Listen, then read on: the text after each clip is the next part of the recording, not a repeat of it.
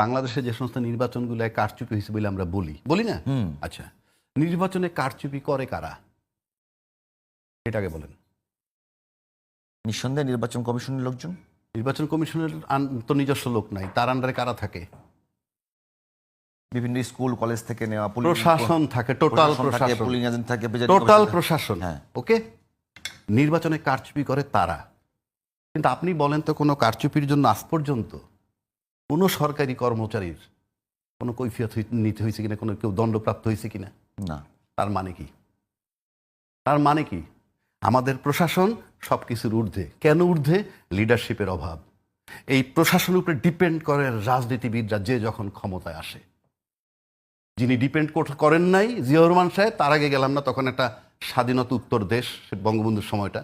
কিন্তু জিয়াউর রহমান সাহেব এমন একটা পর্যায়ে ছিলেন, উনি তখন কি করছেন? প্রশাসন, উনি ছিলেন লিডার, সে টিকতে পারেনি। কাজে বাংলাদেশের লিডার টেকা খুব কঠিন। লেজুর বৃত্তি করে টিকতে হবে।